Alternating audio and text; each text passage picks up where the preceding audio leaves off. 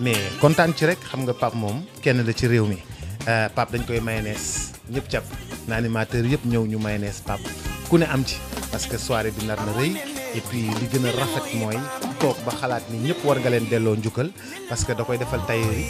di ko defal ñeneen defal na ko keroog banque BNDE defal na ko keroog temps yële waa ñooñu nga xam ne ñoo di waa Elton defal leen soirée bu mag waaye nag bi yoon tamit mu ne animateurs yi présentateur télé yi présentateur yëpp